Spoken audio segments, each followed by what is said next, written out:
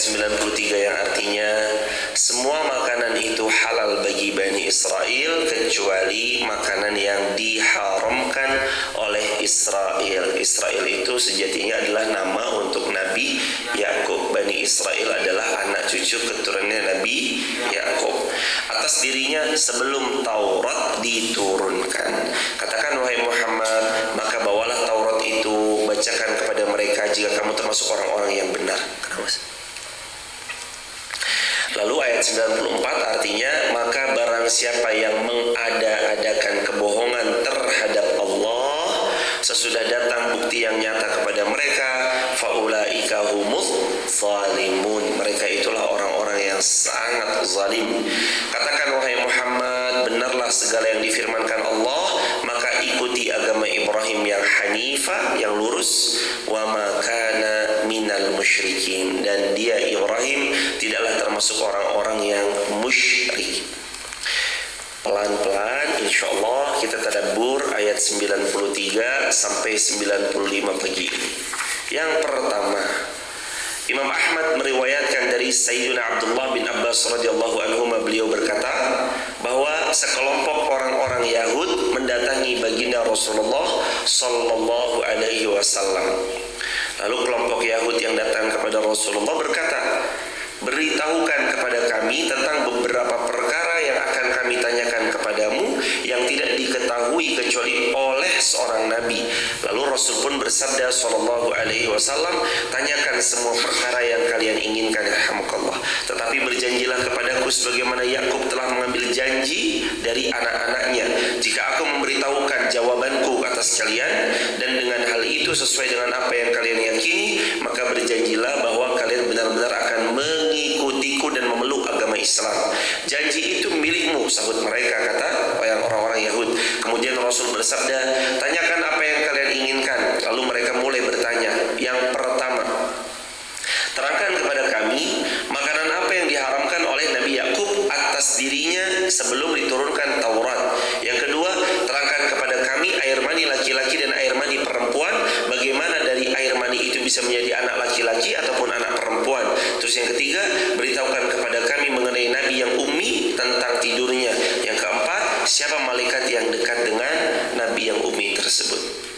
Jadi langsung ditanya. Bani Israel bertanya kepada baginda Rasulullah Muhammad sallallahu alaihi wasallam. Fayaqulu Nabi sallallahu alaihi wasallam, maka Nabi Muhammad sallallahu alaihi wasallam baginda mulai bersabda, hendaklah kalian berpegang teguh kepada janji Allah. Jika aku memberitahukan kepada kalian, maka kalian harus mengikuti apa yang aku beritahu kepada kalian. Jadi Nabi sudah berulang kali bilang, nanti kalau saya kasih tahu, kamu ikut ya. Nanti kalau saya beritahu mana yang benar, kalian pelan-pelan mengikuti. Dan itu perintahnya Nabi. Bahkan Nabi pernah bilang, kalian ikut ya, sebagaimana anak-anaknya Nabi Yakub mengikuti Nabi Yakub atas janji yang mereka telah sepakati bersama.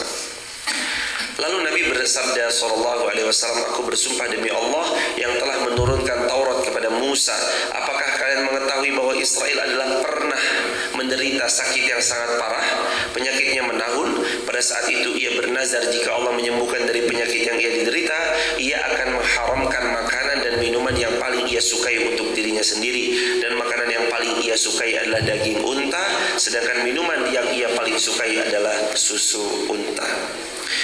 Lalu orang Yahudi pun mengatakan, iya benar. Jadi dengungnya boleh dihilangin, masih dengung tadi. Jadi hadirin jamaah yang dirahmati Allah, pernah Nabi Yakub itu sakit. Nah ketika beliau sakit, beliau bernazar, ya Allah, kalau Engkau sembuhkan aku akan mengharamkan atas diriku apa yang paling aku sukai. Dan ternyata kata Nabi SAW, yang paling disukai adalah daging unta, dan minuman yang paling disukai adalah susu unta. Dan orang-orang Bani Israel tahu, makanya beliau mengatakan, ya benar, sesuai dengan apa yang dikabarkan, ya benar.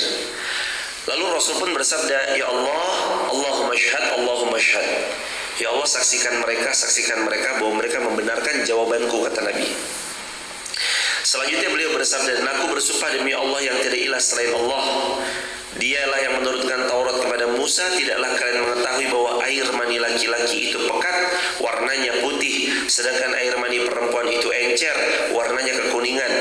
saja dari keduanya yang lebih mendominasi, maka si anak akan lebih mirip daripadanya dengan seizin Allah. Jika air mani laki-laki mendominasi maninya perempuan, maka dengan izinnya Allah anak yang lahir adalah laki-laki. Dan jika mani perempuan mendominasi daripada laki-laki, maka yang lahir adalah anak perempuan dengan seizin Allah. Lalu mereka menjawab, "Shadaqta ya Muhammad." Engkau benar ya Muhammad. Lalu beliau bersabda, ya Allah, Allahumma syahad, Allahumma syahad. Ya Allah saksikanlah, ya Allah saksikanlah. Dan aku bersumpah atas nama Allah yang telah menurunkan Taurat kepada Musa, apakah kalian mengetahui bahwa Nabi yang ummi itu tidur dengan memejamkan mata tapi hanya dia tidur? Lalu mereka pun berkata, benar engkau wahai Muhammad. Nabiul ummi. Jadi pertanyaannya gini, gimana caranya orang buta itu tidur?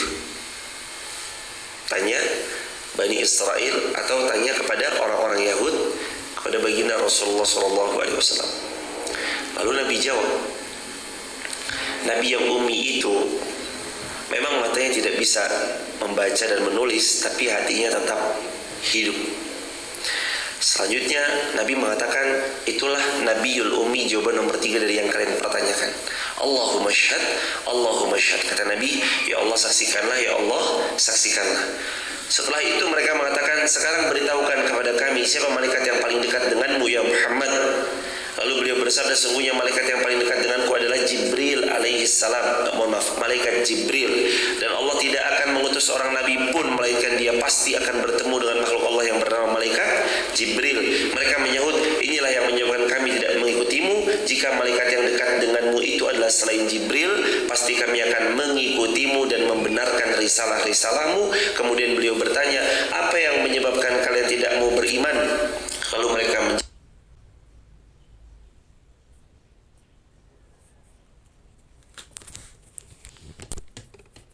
28 dan sanad hadis ini sahih. Ini bicara tentang ayat 93 Ali Imran. Kan ayatnya berbunyi bahwasanya kullu ta'am kana halal li Bani Israel. Semua makanan itu pada awalnya halal bagi mereka Bani Israel, kecuali makanan yang diharamkan atas Nabi Yakub kepada dirinya sendiri. Ternyata Nabi Yakub pernah sakit, kemudian bernazar dia akan menghindari atau mengharamkan makanan yang paling dia sukai. Pada zaman itu belum turun sebagaimana sesempurna di hari ini risalah Al-Quran. Kalau zaman sekarang kita tahu mana yang halal, mana yang haram, dan Nabi sudah pernah bilang al-halalu bayyin wal haramu bayyin wa bainahuma umurun mushtabihatun. Kata Nabi, yang halal itu jelas, yang haram itu jelas. Di antara keduanya ada perkara-perkara yang namanya syubhat, remang-remang, samar-samar. Siapa yang main-main di perkara syubhat, dia jatuh ke dalam keharaman. Siapa yang berlepas diri atau menghindari syubhat, dia telah menyelamatkan agamanya. Jadi syubhat itu sama dengan haram.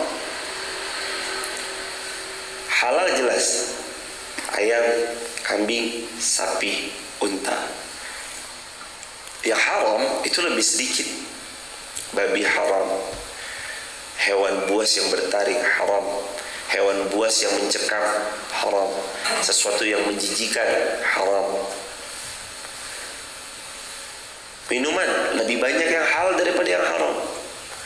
Yang halal banyak, es kelapa, es doger, es dawet ayu, karika, es teh, lemon tea, es jeruk, jus ada beberapa varian jemaah. Yang Allah haramkan tuh lebih sedikit. Dan pasti apa-apa yang Allah haramkan, sebagaimana yang Allah telah firmankan, lahmal khinzir wad dam. Dam artinya apa? Darah. Kalau nanti di edit, modifikasi, diracik-racik, ada sesuatu yang namanya apa tuh? Darah kental yang dimakan, apa namanya? Saren, ya, dede, atau dengan nama-nama yang lain. Kalau udah disebut haram, haram, jangan dikonsumsi ya jemaah. Haram, jangan dikonsumsi. Yang halal itu lebih banyak. Dan lagi jemaah, atas apapun yang Allah haramkan itu sudah pasti ada maslahat untuk sesiapa yang menjauhkan diri dari yang haram-haram. Udah pasti ada maslahat. Allah haramkan satu makanan itu karena Allah ingin kita makan yang baik-baik. Kulu fil ardi, kulu mimma fil ardi halalan tayyiban. Allah berfirman di Al-Baqarah, kemarin sudah pernah kita bahas tafsirannya, makan kalian semua apa yang ada di hamparan muka bumi ini yang halal dan tayyib. Halal jelas kepastian halal dan Allah legalkan. Tayyib artinya berkualitas. Muslim mukmin itu pilih makanan yang halal dan dia milih makanan yang berkualitas, mendatangkan kebaikan, kemaslahatan, energi, stamina bagi dirinya. Mereka nggak mau sembarangan makan jemaah. Mereka hanya makan yang halal lagi berkualitas. Yang haram-haram nggak disentuh sama orang-orang beriman. Karena di balik apa yang Allah perintahkan ada kemaslahatan, baik untuk dirinya ataupun untuk orang lain. Dan kalau Allah haramkan itu udah pasti ada keburukan baik bagi dirinya dan maupun orang lain. Jadi yang namanya haram pasti lebih sedikit. Dihindari sangat mungkin, kecuali kita udah disetir sama hawa nafsu. Agak-agak sulit menghindari yang haram-haram kalau sudah disetir sama hawa nafsu.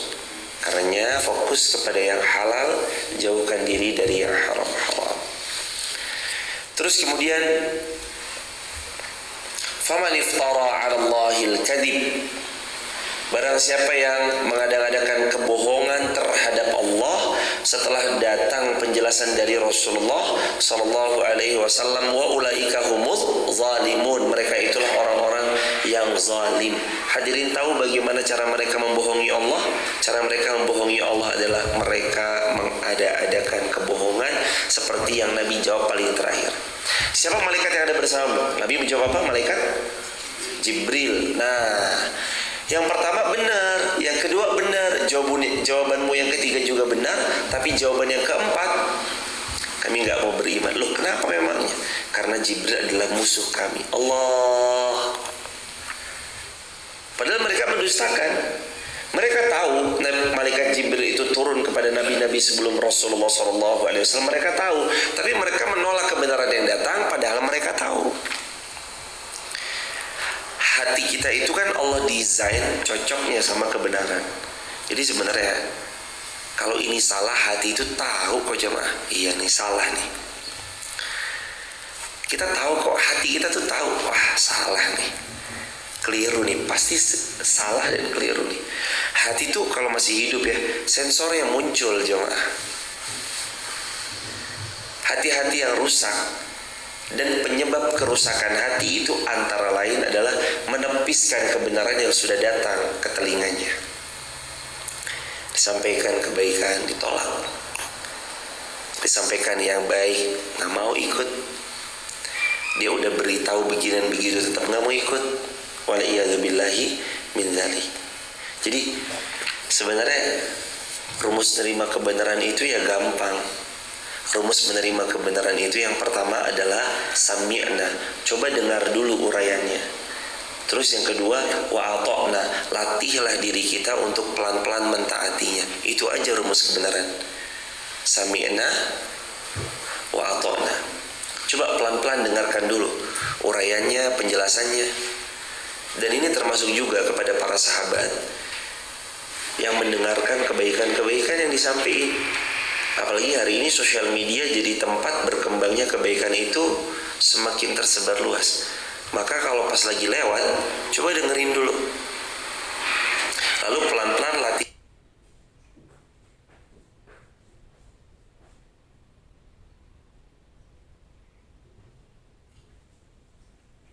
kita untuk terasa mudah. Makanya rumus yang paling mudah dan dekat saat kebenaran disampaikan, sami'na, dengar dulu, wa ata'na, lalu latih diri kita untuk perlahan mentaatinya. Itu rumusnya. Dan namanya kebenaran itu jemaah harus diikuti pelan-pelan. Mau gak mau jiwa kita yang hanif, yang lurus. Nanti kalau mau belajar millata Ibrahim hanifa, sebagaimana milahnya Ibrahim itu adalah Ibrahim orang yang lurus, Nabi Muhammad SAW adalah hamba Allah yang lurus. Gimana cara kita mau menggapai ridhonya Allah? Dengan wasilah mencintai Rasulullah dan Rasul cinta sama kita. Caranya ikuti dulu apa yang Nabi telah sampaikan. Kan begitu ya, Ali Imran ayat 31 yang kemarin. Qul in kuntum tuhibbunallaha fattabi'uni yuhibbukumullah wa yaghfir lakum dzunubakum. Kalau kamu benar mencintai Allah, ikuti aku Rasulullah. Kalau kamu mengikutiku, Allah otomatis mencintaimu dan Allah maafkan semua kesalahan-kesalahan. Hadirin, yang pertama, Ibnu Katsir memberi rangkuman kepada beberapa poin. Poin yang pertama, Israel mengharamkan perkara yang paling disukai. Maksudnya Israel adalah Nabi Yakub alaihi salam pernah mengharamkan apa yang paling disukainya dan meninggalkannya karena Allah semata, dan hal ini dibolehkan pada saat syariat mereka, tapi tidak pada saat syariat kita.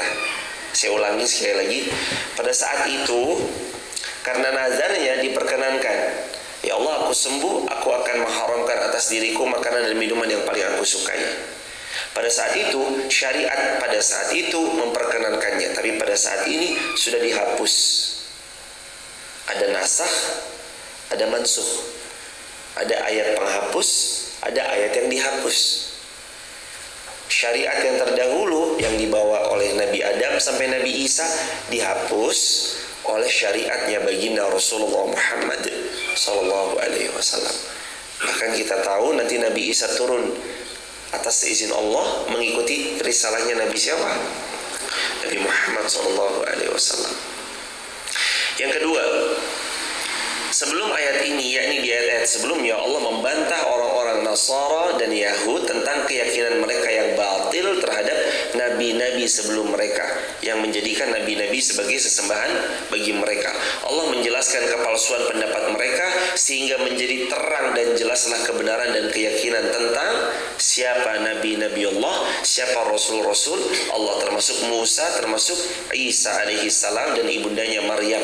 Bagaimana Allah telah menciptakan dengan kekuasaan dan kehendaknya, dan Allah mengutus kepada Bani Israel agar mengajak mereka untuk menyembah Allah, la ma'budu bihaqqin illallah, tapi memang mereka adalah bani yang bebal, mereka mengingkari nabi yang diutus kepada mereka dan mereka mendustakan rasul yang diutus kepada mereka.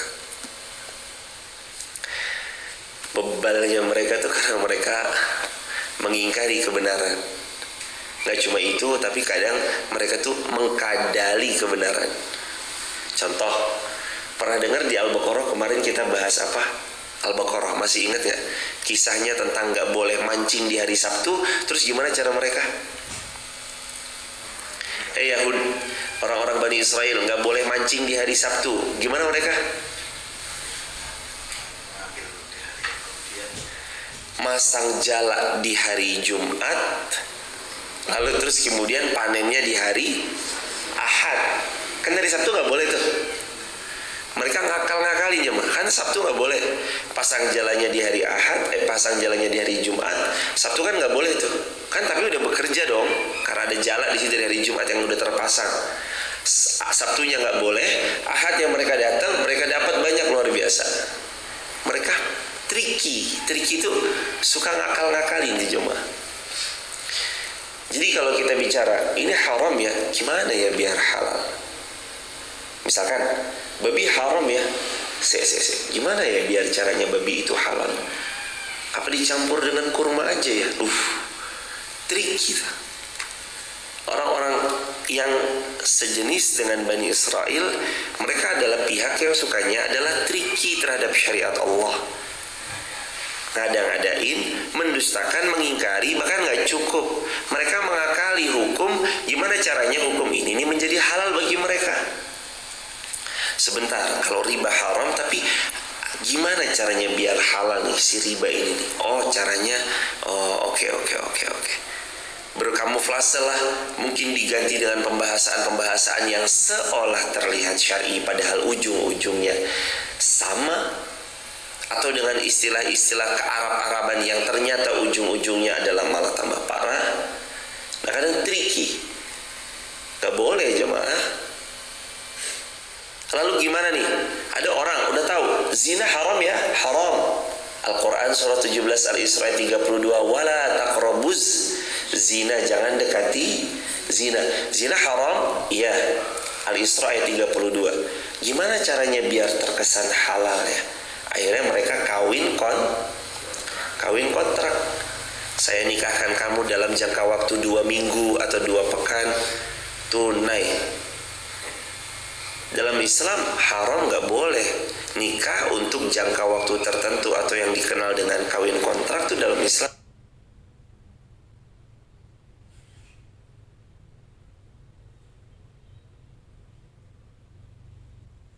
lainnya, atau salah satunya meninggal.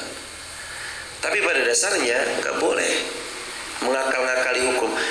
Kawin kontrak haram, gak boleh. Nikah muhallil, aku masih cinta sama istriku tapi aku sudah talak 3 sama dia. Talak 3 kan gak boleh berujuk lagi. Gimana ya? Nah, mereka tricky tuh, ngakal-ngakalin dengan cara apa? Kamu tolong dong nikahin istriku, tapi jangan sampai kalian bercampur. Habis kamu nikahi 5 menit kemudian ceraikan, biar istri saya bisa balik sama saya. Nah, ini tricky namanya, ngakal-ngakalin hukum. Yahud sering banget tuh kayak gitu, ngakal-ngakalin hukum. Makanya kalimatnya, karakter mereka, faman iftara 'alallahil kadzib. Mereka itu sering banget berdusta terhadap Allah. Mereka tahu hukum Allah kok, tapi mereka nggak mau. Mereka ngakal-ngakalin, mereka tricky. Jamaah, ini pengingat buat kami yang berbicara dan buat kita semua yuk. Jamaah TikTok, YouTube, Instagram, ini buat kita semua hadirin. Wabil khusus kita bersama di Masjid Fatimah Garung hadirin. Jangan tricky, ngakal-ngakali hukumnya Allah.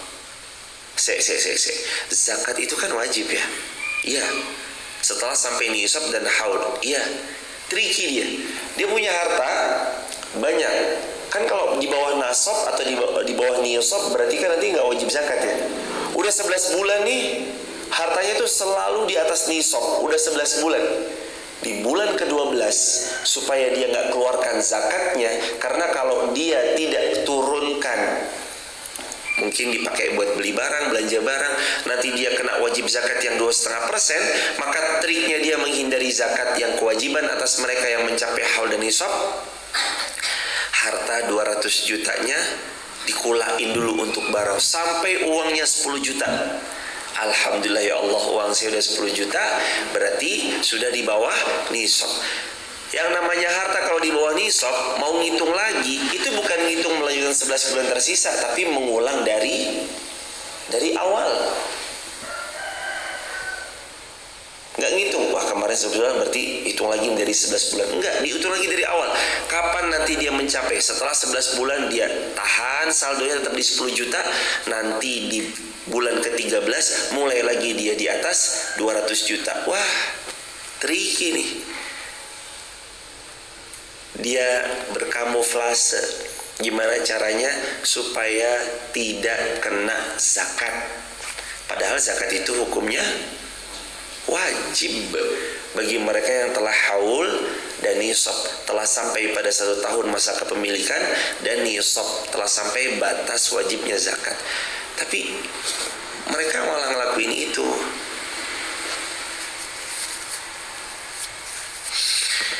Dan hadirin, hati-hati sama yang berbuat demikian. Begitu jemaah. Lalu ayat 95, Qul sadaqallah. Katakan wahai Muhammad, katakan wahai Muhammad, benarlah segala yang difirmankan Allah. Maka ikutilah agamanya Nabi Ibrahim yang lurus, dan dia Ibrahim tidak termasuk orang-orang yang musyrik. Keterangannya di sini, Nabi Ibrahim adalah musliman hanifan, seorang muslim yang sangat lurus. Ajarannya pun juga sangat lurus. Bahkan bukan cuma ajarannya Nabi Ibrahim, ajaran semua Nabi itu mentauhidkan Allah pada esensi dasar ajaran beliau. Lalu itu disempurnakanlah oleh baginda Rasulullah Muhammad sallallahu alaihi wasallam melalui risalah yang Allah turunkan kepada baginda Muhammad sallallahu alaihi wasallam. Begitu jemaah yang dirahmati Allah, ini sampai ayat ke-95. Sekarang kita beranjak ayat 96 jemaah, karena ternyata masih terbuka peluang kita untuk membahas lebih dalam, lebih banyak. Inna awwala baiti wudi'a lin-nasi lalladzi bi Bakkah mubarakan wa hudan lil alamin. Ini tentang sesungguhnya rumah pertama yang dibangun untuk manusia adalah Baitullah di Bakkah, yakni Makkah Al-Mukarramah, yang penuh berkah dan menjadi petunjuk bagi seluruh alam. Ka'bah adalah rumah pertama yang dibangun untuk beribadah kepada Allah Subhanahu wa ta'ala. Ini juga bantahan kepada orang-orang Yahudi yang kadang mengatakan rumah pertama bukanlah Baitullah, Ka'bah. Allah mengabarkan bahwa rumah yang pertama kali dibangun untuk umat manusia secara umum sebagai tempat mereka beribadah, menyembelih, bertawaf, mengerjakan sholat, beritikaf, lalladzi bi Bakkah, yakni di Makkah Al-Mukarramah, terletak di Saudi Arabia.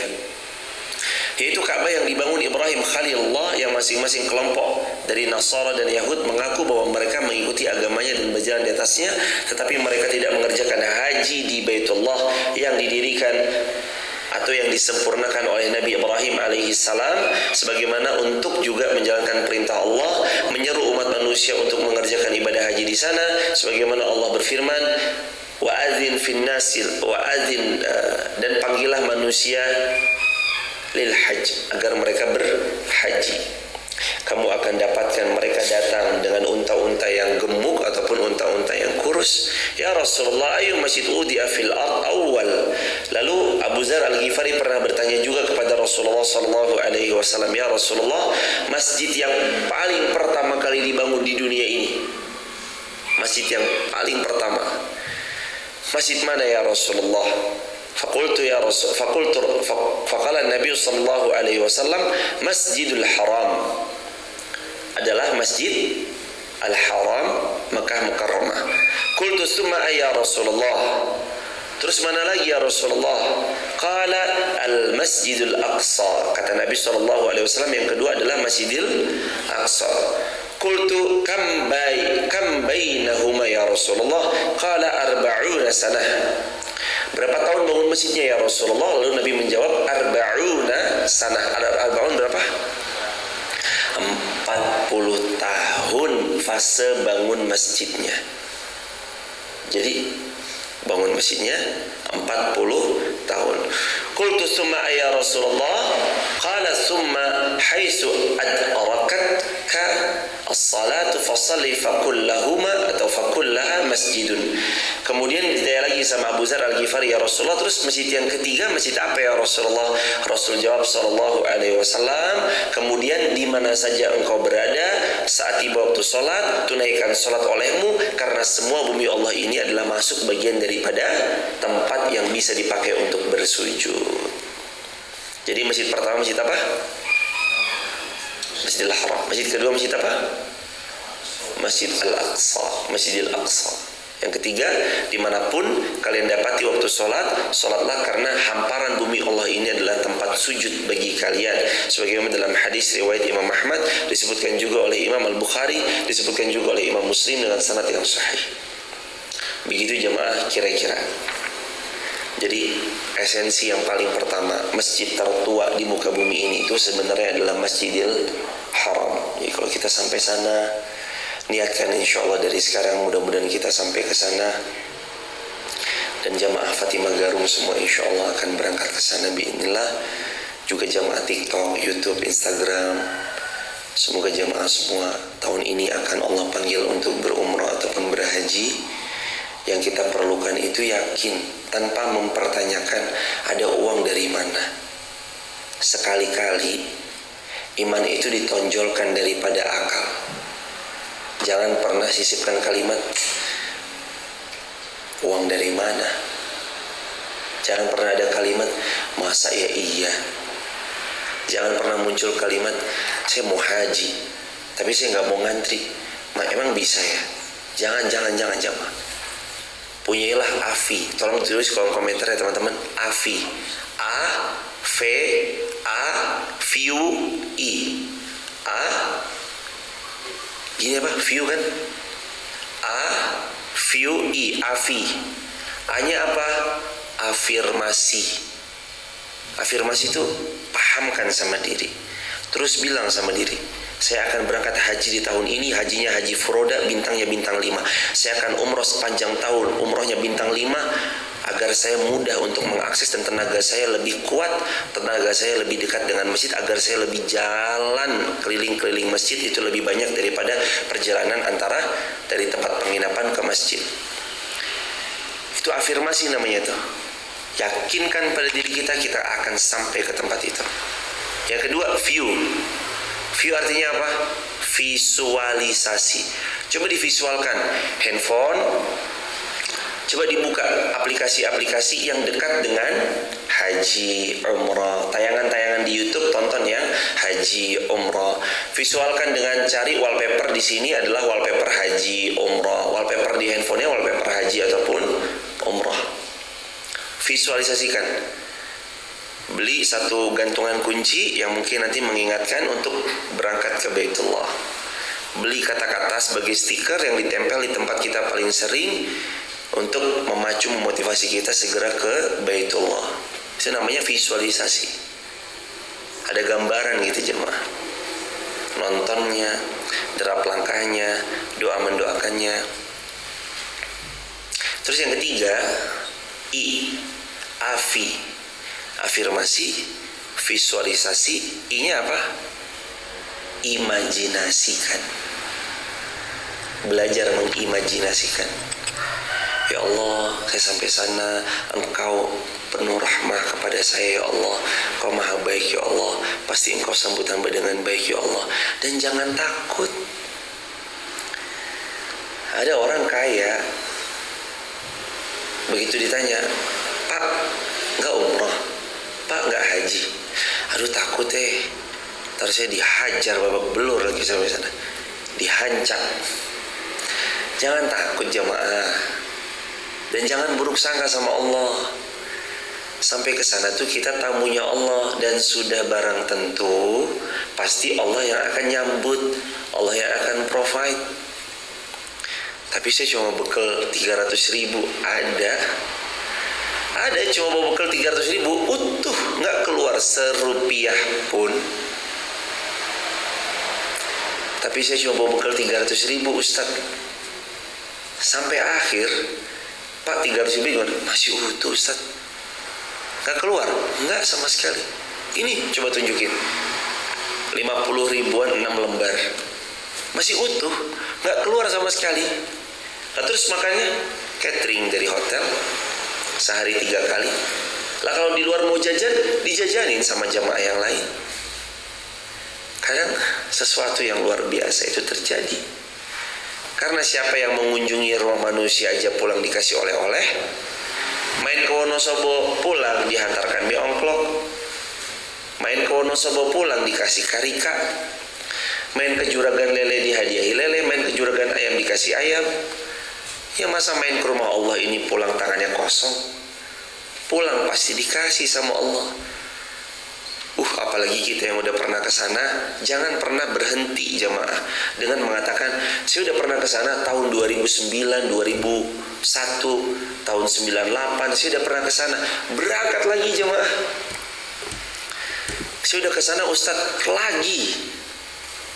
Tapi saya udah pernah waktu tahun lalu, berangkat lagi tahun lalu 2022, 2023 kalau Allah izinkan ada rezeki, berangkat lagi.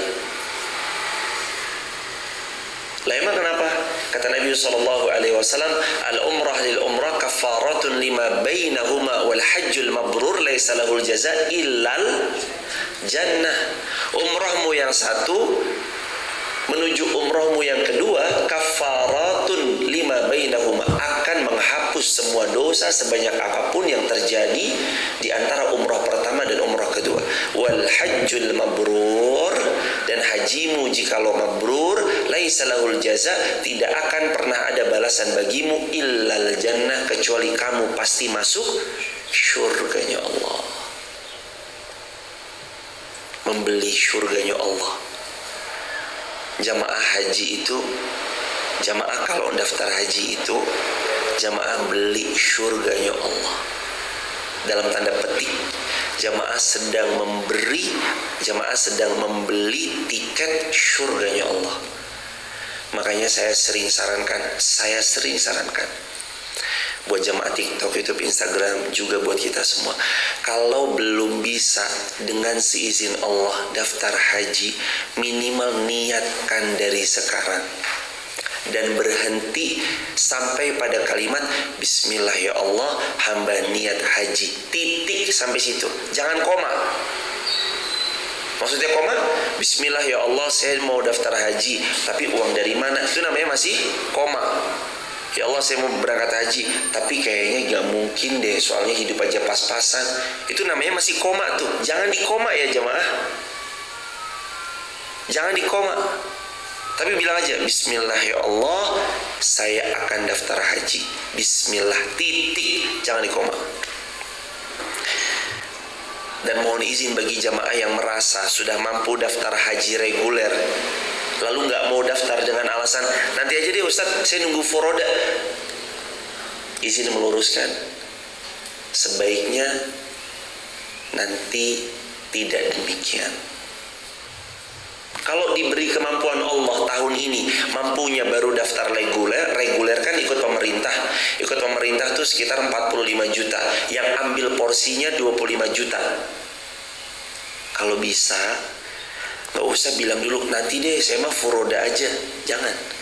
Takut-takut Allah belum mengizinkan Anda sampai pada furoda, Anda sudah punya kewajiban yang via reguler, lalu Anda wafat sedangkan Anda belum dalam keadaan itu. Wah, tapi uang saya nanti dibawa kabur, tapi nanti uang saya bla bla bla, tapi nanti dipakai untuk pembangunan infrastruktur, dana haji saya nanti untuk ini dan itu urusan dia sama Allah. Yang penting kewajiban kita sebagai seorang hamba sudah labbaik Allahumma labbaik, ya Allah kupenuhi panggilanmu ya Rabb. Daftar aja. Yakinkan pada diri kita, siapa yang mendekat kepada Allah, Allah lari sama dia. Begitu betul nggak? Kata Nabi yang mulia, siapa yang berjalan kepada Allah, Allah datang kepadanya dengan harwalah, berlari. Hambaku, waktu kamu diberi kemampuan reguler, kamu memanggilnya ya Allah, kamu memenuhi panggilanku sebagaimana kamu penuhi yang reguler. Sekarang ada bonus dariku padamu. Ini daganganmu makin laris. Nih, uangmu aku titipkan di rekeningmu semakin banyak.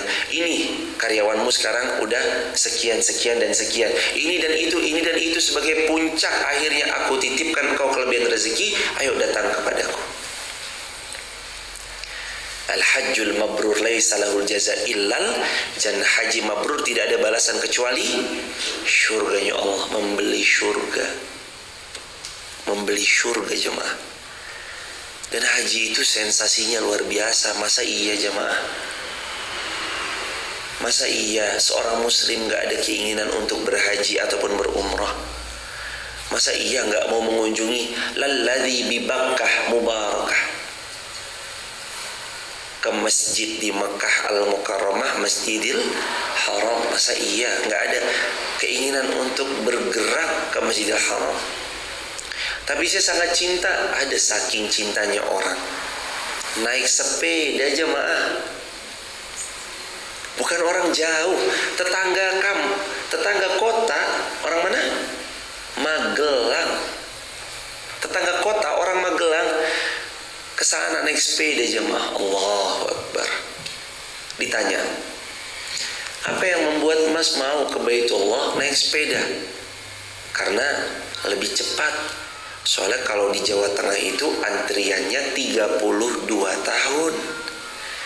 Jadi jamaah sekarang daftar haji berangkatnya 32 tahun lagi. Kecuali nanti yang di atas 70 tahun ada prioritas. Jadi kalau anak kita lahir didaftarin baru berangkat pas umurnya 32 tahun. Makanya saya milih naik sepeda lebih cepat, cuma 10 bulan. Allahu Akbar. Kenapa kok itu bisa beliau lakukan? Ini panggilan. Wa adzin, maka panggillah manusia, ayo untuk berhaji ke Baitullah. tunaikan jemaah. Dan jangan koma ya. Jangan ada kalimat afirmasi negatif, uang dari mana, masa iya saya bisa, masa iya begini dan begitu. Udah di stop aja.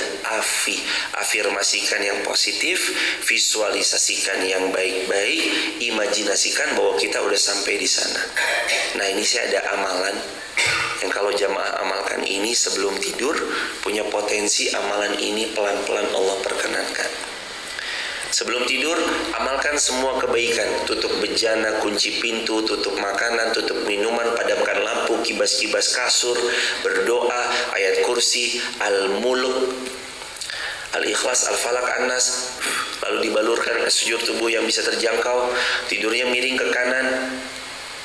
Nah, sebelum tidur, banyak-banyak zikir. Salah satunya yang Nabi ajarkan, la haula wala quwata illa billah. Sambil melaksanakan yang Nabi ajarkan, sambil jamaah afirmasikan, visualisasikan, imajinasikan.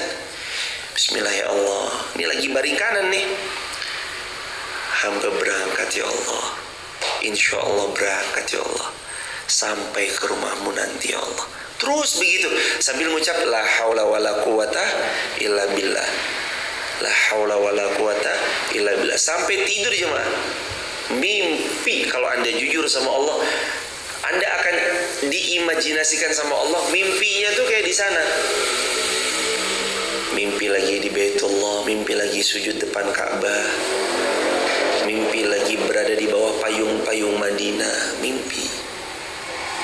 Orang tuh kalau udah saking pengennya ketemu sesuatu, dengan kuasa dan seizin Allah, imajinasi yang disebut tadi, afirmasi, visualisasi dan imajinasi, dia akan datang salah satunya dalam bentuk mimpi yang seolah kita hadir di tempat itu. Mencintai Rasulullah, banyak sholawat, karena saking cintanya nanti pelan-pelan Allah akan hadirkan. Ini Muhammad, ini Rasulullah. Semoga kita dimimpikan bisa bertemu Rasulullah SAW. Ada seorang murid, dia mau bermimpi ketemu sama Rasulullah, lalu gurunya bilang, kalau kamu mau, kamu gak boleh minum ya. Iya. Malam harinya dibilang juga, sebelum tidur jangan minum. Seharian gak minum, hausnya bukan main jemaah. Hari berikutnya jangan minum. Akhirnya pada malam kedua ini nggak boleh minum, benar-benar udah aus, ausnya luar biasa. Malam-malam dia mimpi, aku bermimpi wahai guruku, aku melihat air terjun yang airnya jernih lagi bersih, aku minum dengan dahaganya luar biasa di sana. Di hari ketiga gurunya memberi penjelasan, tahu kenapa engkau mimpi tentang air terjun yang jernih? Karena sudah saking hausnya engkau akan air. Orang kalau udah makin rindu, makin kangen, makin kangen, dimimpikan yang baik-baik. Apalagi kata Rasulullah tentang bermimpi berjumpa Rasulullah, man ara fil manam faqad arani fa inna syaitana la yatamassalu bi, kata Rasulullah. Kalau kamu melihat aku dalam mimpimu, sungguh engkau telah benar melihatku, karena syaitan tidak bisa menyerupaiku, kata Nabi. Allahu Akbar walillahil hamd. Episode kita jamaah, episode tentang Makkah, kota Makkah Al-Mukarramah, masjid pertama yang dibangun untuk manusia, yang menjadi tempat yang penuh berkah, dan ia akan menjadi penunjuk bagi seluruh alam. Maksud tempat yang penuh berkah di sini adalah Makkah sudah diberikan keberkahan oleh Allah, berkah apapun yang ada di sekelilingnya. Tanah Mekah tandus. Di Mekah nggak ada pohon pisang bahkan nggak bisa tumbuh di sana. Di Mekah juga nggak ada pohon cimpedak. Di Mekah nggak ada pohon duren jemaah, tapi di sana ada durian. Di Mekah nggak ada pohon pisang, tapi di sana ada pisang. Nggak ada pohon alpukat, tapi di sana ada alpukat. Salah satunya karena diberkahi Allah, diberkahi sekelilingnya. Makanya ada ayat Al-Quran surah 17 Al-Isra ayat yang pertama, Subhanalladzi asra bi 'abdihi lailan minal masjidil harami ilal masjidil aqsa barakna haulah, kami berkahi sekelilingnya Masjidil Haram, Masjidil Aqsa. Masjidil Haram penuh berkah. Ayo mudah-mudahan kita sampai ke tanah yang penuh berkah, dan semoga teman-teman semua bisa tahun ini berkunjung ke Baitullah dan serutin mungkin berkunjung ke Baitullah, dan Allah hadirkan rasa kerinduan dan kecintaan kepada Baitullah yang luar biasa insyaallah. Latar belakang penyebutan ini ada makam Ibrahim dan segala bentuk macam-macamnya. Al-Haram adalah tempat yang aman. Ini juga disebutkan di Al-Ankabut ayat 67, juga Al-Quraisy ayat 3-4. Falyabudu rabb hadzal bait alladzi at'amahum min ju' wa amanahum min khauf. Sembahlah Allah, Rabb pemilik Ka'bah, yang telah memberikan makanan kepada mereka agar hilang rasa laparnya dan mengamankan mereka dari rasa takutnya. Dan itulah Makkah Al-Mukarramah. Ini banyak kisah-kisah yang disebutkan di sini dan seterusnya. Tentang kewajiban haji juga ada dalam hadis riwayat Imam Muslim. Nah, sekarang masuk daripada makna istita'ah. Ternyata di sini ada bahasan oleh Al-Imam Ibnu Katsir tentang setelah bahas kewajiban haji, ada makna istita'ah. Siapa yang dikategorikan disebut mampu dan wajib untuk berhaji? Yang pertama, aman. Ada rasa aman. Yang kedua, mampu secara fisik, artinya fisiknya menyanggupi untuk perform haji maupun perform umrah. Yang ketiga, diberi kemampuan dalam finansial, dalam hal ini adalah harta, dan dia meninggalkan keluarganya tidak dalam keadaan terlantar, tapi dia memberi bekal juga untuk keluarga. Yang tadi saya ceritain, ada orang cuma bawa bekal 300.000, itu hasil jual motornya, sisa penjualan motornya itu diberikan kepada keluarganya, dan beliau hanya bawa 300.000 rupiah. Jadi aman, mampu fisik, mampu finansial, wajib. Mampu finansial itu kalau dalam takaran Indonesia, nanti saat dia punya tabungan yang nominalnya mampu mengambil porsi, maka sudah datang kewajiban haji padanya. Maka saya sering sarankan kepada ayahanda dan ibunda yang mau menikahkan anaknya, nanti yang nasihatnya dulu misalnya, nah nanti kalau punya rumah setelah menikah nggak endang beli tanah, sudah punya tanah nggak endang bangun omah, dan kalimat-kalimat yang sejenis. Nasihat itu baik, manjurin anak untuk punya rumah, punya tanah, nasihat itu baik, nggak apa-apa. Tapi sedikit kalau kami boleh sarankan ya jemaah, nasihatkan yang pertama, nah nanti kalau Allah berikan rezeki dalam rumah tanggamu, yang paling pertama harus kamu pikirkan adalah berangkat haji. Kalau kamu sudah daftar haji, sudah berangkat haji, berangkat umrah. Kalau sudah haji dan umrah tertunaikan oleh kamu dan pasanganmu, silakan menikmati dunia.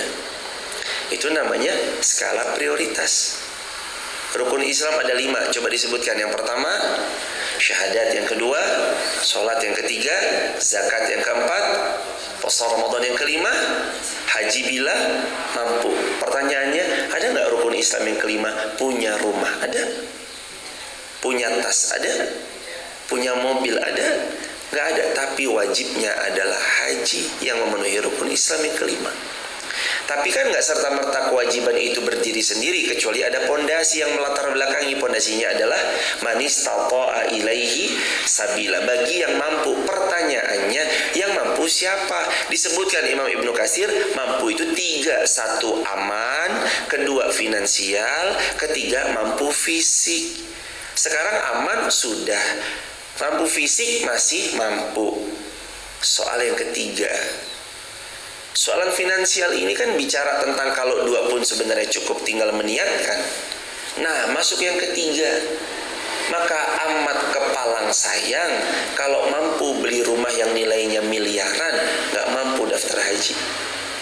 Amat kepalang sayang mampu membeli mobil ratusan juta, gak mampu daftar haji. Amat kepalang sayang handphonenya 30 juta, handphonenya 20 juta, tapi nggak mampu daftar haji ataupun berangkat umrah. Amat kepalang sayang usahanya Allah makmurkan, di rekening detik ini pun kalau mau berangkat bisa, tapi masih condong dan masih cinta kepada dunia. Itu namanya amat kepalang sayang. Sayang jemaah, kita nih kadang karena kurangnya ilmu ya jemaah, mohon maaf, karena kurangnya ilmu. Jadi saat punya uang kadang lebih cepat untuk beli rumah.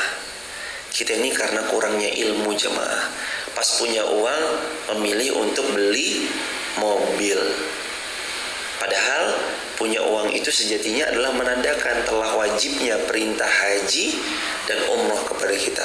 Maka sekali lagi, yuk jamaah TikTok, YouTube, Instagram, dan jamaah Masjid Fatimah Garung, siapapun yang mendengarkan ceramah ini, termasuk lewat toa masjid yang di luar, kalau Allah izinkan, kita telah mampu tiga-tiganya, finansial, fisik, aman, berangkat jamaah. Jangan ditunda. Kalau ada pertanyaan, mana dulu? Saya cuma punya uang 1, tapi saya pol rindunya sama Baitullah. Mana dulu nih? Haji dulu atau umroh dulu? Secara fikih dijawab para ulama, wajib didahulukan daripada sunnah, berarti daftar haji didahulukan daripada berumroh. Tapi kalau bicara fakta lapangan, Nabi umroh dulu 4 kali banyaknya, baru Nabi 1 kali, itu pun haji wada, haji terakhir. Kalau secara lapangan mau umroh dulu boleh, apalagi mengingat antrian haji yang Jawa Tengah, sekarang Jawa Tengah 32 tahun. Untuk dapat informasi itu di mana Ustadz? Jamaah nanti buka Google atau bilang, halo Google, berapa lama antrian haji di Jawa Tengah? Teman-teman tinggal sesuaikan aja dengan di mana kotanya teman-teman. Jawa Timur bilang antrian haji Jawa Timur, coba dilihat berapa tahun. Tulis di kolom komentar. Jawa Timur sekian tahun, Jawa Tengah 32 tahun, DKI Jakarta 28 tahun. Silakan jamaah sesuaikan. Itu ya hadirin, tentang siapa yang disebut dengan istata'ah atau diberi kemampuan. Dan jangan mengelak kalau diberi mampu, jangan condong dunia dulu. Yakin jamaah, siapapun yang Allah beri kemampuan lalu menyerahkan kepada Allah, itu Allah sendiri nanti yang akan membalikkan semuanya. Hambaku, sebagaimana dulu aku berikan rezeki kepadamu, kamu memprioritaskan perintahku, maka sekarang aku yang gantian akan memprioritaskan semua keinginan-keinginanmu. Dan itu sudah barang tentu, barang pasti. Pengalaman banyak orang.